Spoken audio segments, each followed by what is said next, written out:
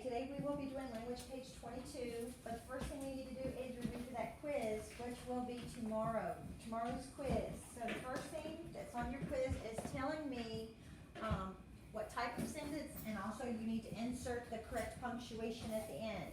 Okay, type of sentence, inserting the correct punctuation. So eyes on the sentences on the board. All right, we are going to SeaWorld. That is our first sentence. We are going to SeaWorld. What do you think? Declarative. All right, and if you put declarative, like he said, what kind of punctuation would you put? Period. Okay. I want to raise your hands. So I want everybody's going to have to answer something. In fact, everybody stand up. Like sit down there. Declarative. All right, who said period?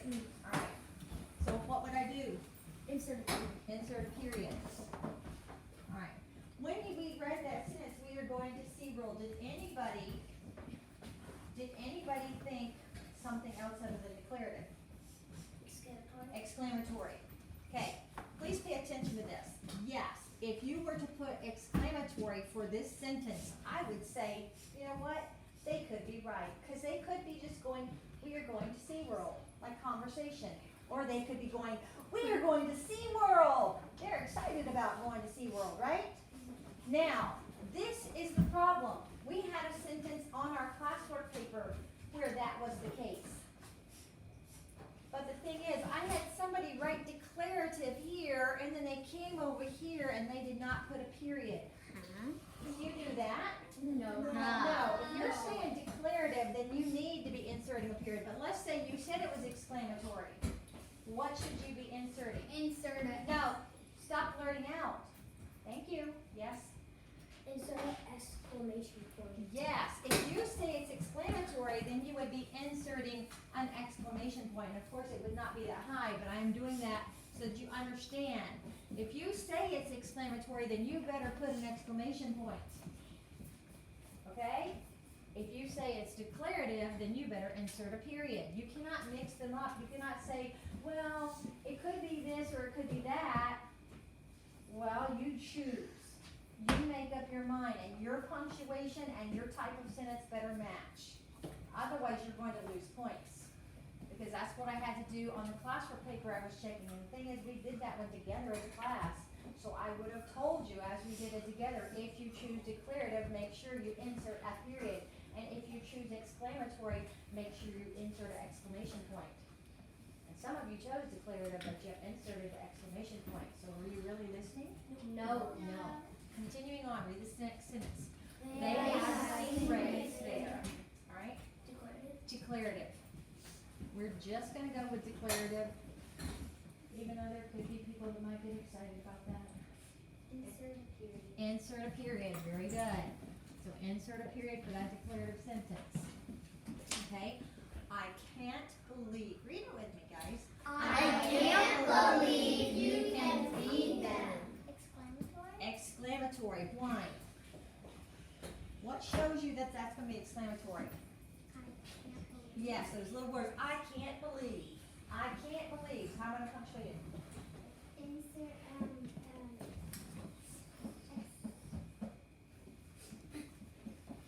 exclamation point. Very good. Insert an exclamation point. Let's read the next sentence. Do you know where their mouth is? Interrogative. Interrogative. I-N-T for interrogative. And Hunter, what kind of punctuation? A question mark. So what do I need to say? You need to say it right. Insert a question. Very good. Do you guys know why I'm making you say the words insert the question mark and insert the period? Because I'm also grading classwork papers where people forgot to put their little insert. When you say that word insert, is she reminding you to put that little insert, shouldn't it? Yes. All right, last sentence. Please show me how to feed them.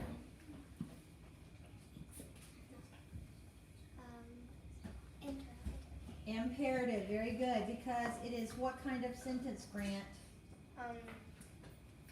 It's It's a command, and how would you punctuate it, Elise? you should punctuate it with a period. So say it right. Insert a period. Very good. Insert a period.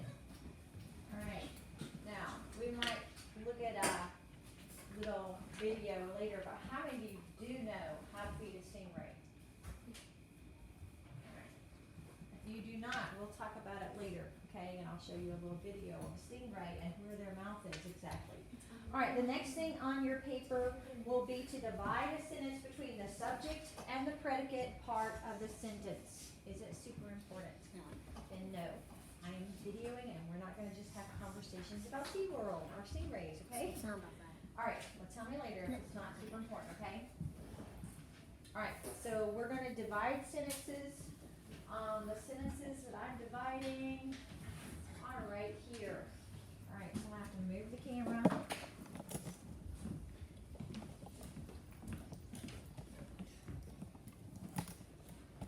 All right, so everybody look up here, the green sentences. The first sentence is, Ben gave me a balloon. All right, so where am I gonna divide that? Between the subject and the predicate, where am I gonna divide it? Yes, After game. so Ben gave is the subject of the sentence. me. So Ben gave me, so this is about Ben gave me. The subject of the sentence is who or what the sentence is about. It's who is doing the action. Who is doing something? Ben. Yes. So where am I gonna divide it? After Ben. Yes, after Ben, only Ben. Sometimes there is more than one word in the subject, but if you think who is doing something in the sentence, who is this sentence about? This sentence is about Ben. Now, what is the predicate? What is Ben doing? Gave Me a balloon. That's what Ben is doing. Let's look at the second sentence. Read it with me. My red balloon floated to the ceiling. All right? My red balloon. My red balloon. This sentence is about my red balloon. That would be the subject part of the sentence. What is the predicate part of the Floated to sentence? the ceiling. Floated to the ceiling. What did that red balloon do? It floated to the ceiling. Okay? Now, the next sentence. The ceiling fan hit my balloon. I should be up here. Okay, what is this sentence about, Michael? The ceiling fan. The ceiling fan. This time it's the ceiling fan that's doing something. So we're going to draw a line after the ceiling fan. What did that ceiling fan do? Hit my balloon. Hit my balloon. So that's the predicate part of that sentence. All right, last one. My big balloon popped loudly. Hunter? My big balloon. My big balloon. Very good. So the subject of that sentence is my big balloon. That's what's doing something. And what did it do? Popped Popped loudly. loudly. So that is the predicate part of the sentence. All right. I do not want to hear that tongue clucking noise. And I am getting tired of saying that. All right. On your paper today, you will be doing this, but you're also going to be doing something else. So when we get to that section on the paper, we're going to fix these a different way. But the reason I'm only doing this is why? Who can tell me why is the only reason I'm doing this right now? Michael? To help us on the test. With a quiz. It's just a quiz. This is what you're doing on the quiz. What I'm fixing to do in a few minutes is not what you're doing on the quiz. You are just to do this. Divide it between the subject and the predicate. Okay? On your paper, we're fixing to divide it, and then we're going to underline the subject once and underline the predicate twice. And we're going to come back here and do that to these sentences before we do your paper. But I only wanted to do this right now because this is all you're going to do on the quiz. I do not want to see you underlining once and underlining twice. I only want to see you doing this. Does everyone understand that? Yes, ma'am. All right, the next thing you're going to do is you're going to take actually it's a run-on sentence and turn it into two separate sentences. All right, so we're going to look at these sentences. Let me make sure you can see both. Yes, you can. So let's read the first sentence. Everybody with me? The wolves are nocturnal. They hunt in packs. I want somebody that didn't do this part. If you did one of these, put your hand down. Chase. Into the period after nocturnal. Very good. The first sentence would be the wolves are nocturnal, so we're going to enter a period because it is a declarative sentence. Now what do we need to do? Allison? Capitalize the T in there. Yeah, so the beginning of the next sentence would be that very next word, which is they. Let's read the second sentence. The wolves can howl loudly. It sounds very scary. All right, Grant. Insert a period after loudly. All right, insert a period after loudly. And now what? Riley? Capitalize the I in it. Yes, and capitalize that very next word. Okay, so that is the last section on your quiz. That's what you'll be doing for the last section of your quiz. Alright, so how many of you feel like you're ready for that quiz tomorrow? Alright, so those three things is what you'll be doing on the quiz tomorrow. Alright, so yesterday we learned, well, let's go ahead and finish doing this first, because this is the first thing that's on your paper, where you're dividing sentences between the subject and the predicate. So we're gonna do them together, but they're going to tell you to underline the subject once and underline the predicate twice. So in this sentence, Ben gave me a balloon. What was your subject? Ben. Just Ben. So you're just gonna underline Ben once. What was the predicate? Gave me a balloon. Gave me a balloon. Some of you are not paying attention up here, and you need to stop playing around and get busy paying attention. Okay, read the next sentence. My red balloon floated to the ceiling. What's your subject? My red balloon. So underline all of my red balloon. One. What's the subject part of the sentence? Floating to the ceiling. And floated to the ceiling would be the predicate part of the sentence. Read the next one. The ceiling fan hit my balloon. So what's the subject part of the sentence? Ceiling The fan. ceiling fan. Underline all of that once, right, very neatly. And what's the predicate part? Hit my balloon. So hit my balloon, you will underline it neatly twice. Last one, my big balloon popped loudly. What's the subject part? of the My sentence? big balloon. My big balloon, underline it once. What is the predicate part? Pop loudly. Popped loudly gets underlined twice. Alright, so you guys are ready to do your paper now? Yes. Alright, let's look at your first sentence. It says Blake and Noah threw rocks into the pond. What's your subject? Blake and Noah. So draw the line after it first. The line going up and down this way. Draw a line to separate it. Now go back and underline once. What? Blake and Noah. Yes, Blake and Noah get underlined once after you divided it. And what are you gonna underline twice? Threw rocks into the pond. Very good. Threw rocks into the pond. Make sure you're underlining very neatly. Alright, number 2. Blake skipped a stone 3 times. So what's your subject? Blake. Blake. So you're gonna draw the line after the word Blake. There's only one, just like this one, Ben. Draw the line separating it right after Blake. And underline what once? Blake. Blake. 1 time. Underline Blake. And what is the predicate part? Skip the stone 3 times. Skipped a stone 3 times. That's the predicate part of the sentence. So underline all that twice. Alright, next one is Noah found a handful of pebbles. What's your Noah. subject? Noah. So divide it right after Noah. And what are you gonna underline once? Noah. Noah. And what are you gonna underline twice? Found a handful of pebbles. Found a handful of pebbles. Michael's paying attention. Are the rest of you? I didn't ask just Michael to answer. Alright, number 4. The small pebbles made many little splashes. What would the subject part be? Small pebbles. Very good, the small pebbles, because this sentence is about the small pebbles. So draw a line after the small pebbles. What are you going to underline once? The small Made pebbles. many No, small splashes. once. Listen to what I'm asking. I'm asking, what are you going to underline once? The small small The pebbles. small pebbles. What are you going to underline twice? Made many little splashes. Made many little splashes is your predicate part of your sentence. Alright, let's read the next one. Number 6. Oh, number 5. Blake's dad found a large stone. Blake's dad. Very good. Blake's dad. Blake's dad, draw a line after Blake's dad. Are you with me? Yes. Grayson, are you with me, bud? Grayson? Are you with me? Alright, draw a line after Blake's dad. That is the subject of the sentence. What is the predicate part? Blake's dad. I just, Found a large stone. predicate part, found a large stone. So what are you gonna underline once? Blake's dad. Blake's dad. And what are you gonna underline twice? Found a large stone. Found a large stone. Number 6, Blake and Noah threw the big stone together. Very good. Draw the line after Blake and Noah to separate it. What are you gonna underline once? Blake and Noah. Blake and Noah, because that's the subject part of the sentence. What are you gonna underline twice? Threw a big stone together. It actually says threw the big stone together, but that would be the predicate part of the sentence, underlining it twice. Number 7, the big stone made a huge splash. The big stone. Yes, draw the line to divide it after the big stone. What is the subject part of the sentence? Made a huge splash.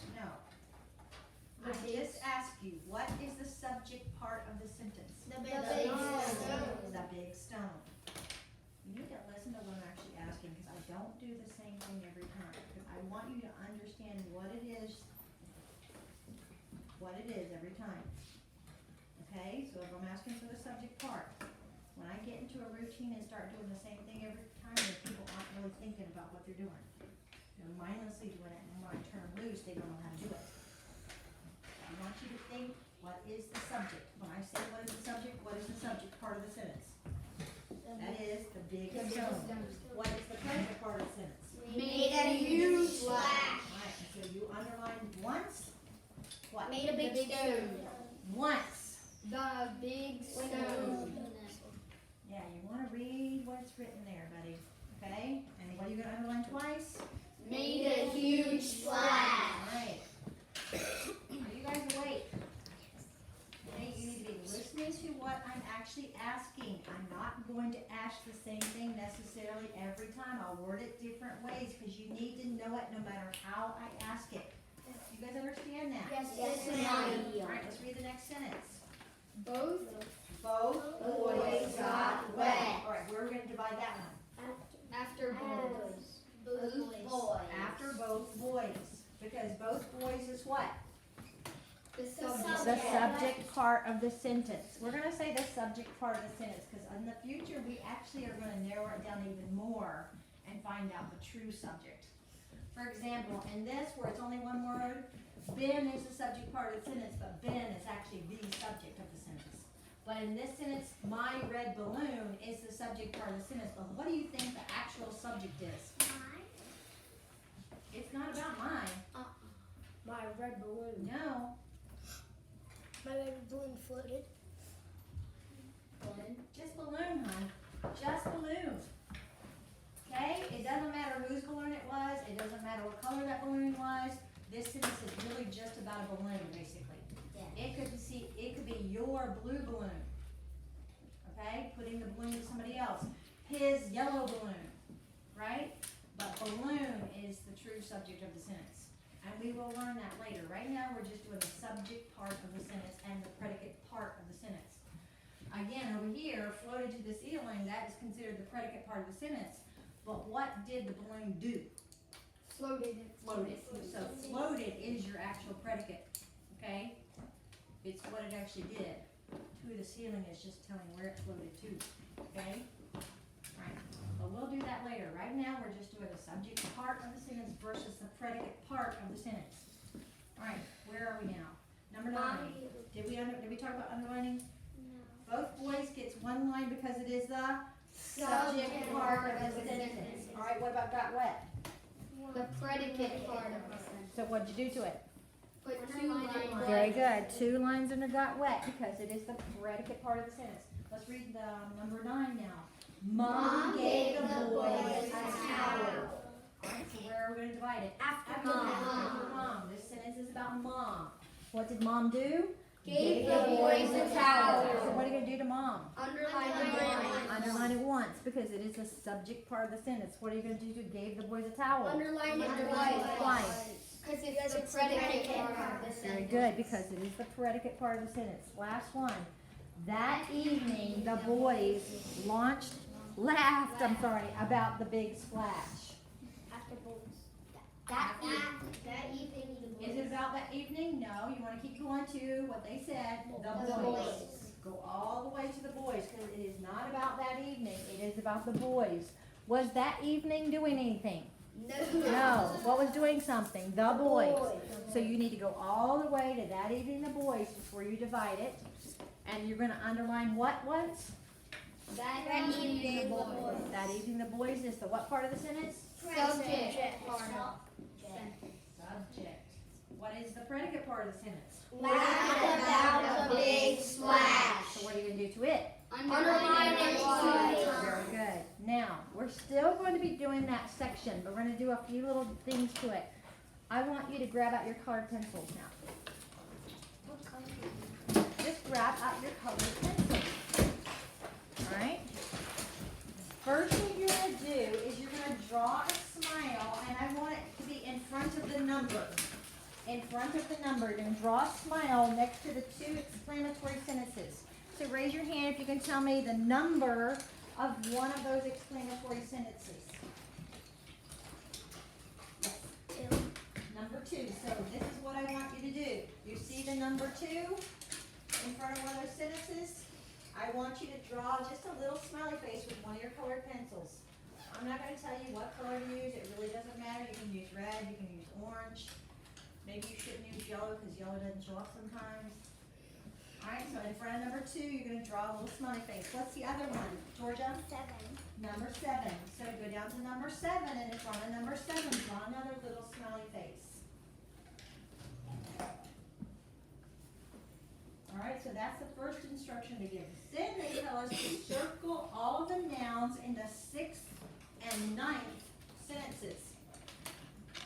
So I want you to still use your colored pencil for this because you've already underlined it once and underlined it twice.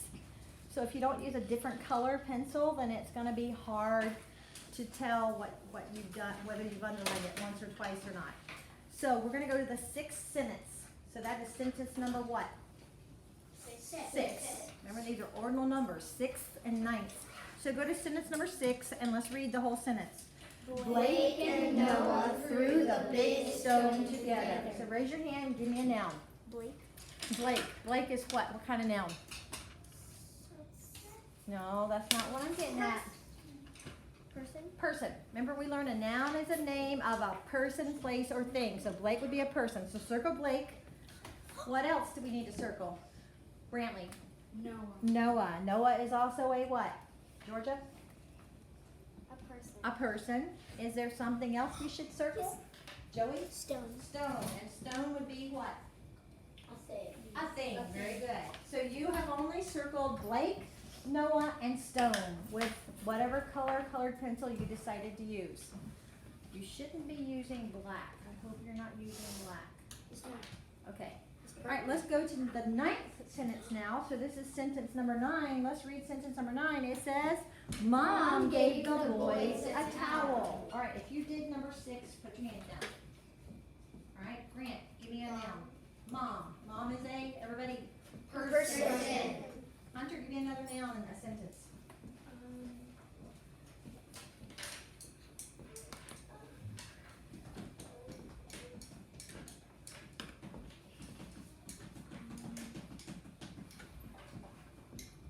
Hunter, yesterday we learned that a noun is a name of a person, place, or thing. Are you looking at sentence number 9? Did you circle mom? Because mom is a person. Now, do you see any more that's either a person, a place, or a thing? Towel. Towel is a thing. Very good. Towel is a thing. And is there another one? Yes. Riley. Boy. Boys. Boys would be a person. Person. Boys are a person. All right. Now, look at number 3. It says, can you skip a stone on water? It says, write a declarative sentence about skipping a stone on the pond. All right, so you're going to write a declarative sentence. How many of you know how to skip a stone? You've done it before. Somebody taught you what to do and you were able to do it. All right, so we will talk about that a little bit. All right, so what do you have to remember when you skip a stone? Just throw the rock like this, not like this. All right, so you're going to throw it from the side. What else do you need to do? What should your stone be like? Flat. Flat. You need to find a flat stone, okay? So you're going to skip it on the side and throw it sideways, and it needs to be flat. All right, and you, even if you've never skipped a stone, you heard the sentences about how it skipped 3 times. That means it just skipped across the surface of the water before it sank out of sight. The other thing we need to do is, if you were at a pond, what nouns do you think you would see? You're going to make a list of persons, places, or things. So let's make it be the circumstance where you went to maybe a park where there was a pond and you were going to have a picnic there. So that way you can have more people with you. So you can make up some persons that are with you. And you could just tell me that you can put some of their names, the names of people that are with you, or you can list them like boys or girls or cousins, things like that. Then you're going to do places. So you need to think about places around the pond. If you're at the park, there, besides being the pond there, you might see what? a playground, okay? So, and what about things? So again, things you would see at the pond, you can name animals, you can name plants, okay? So go ahead and make a list of things you would see at the pond, as well as write your declarative sentence. Make sure your sentence begins with a capital letter and ends with a period, because it is declarative, so it needs to be a period. All right, you may go and begin.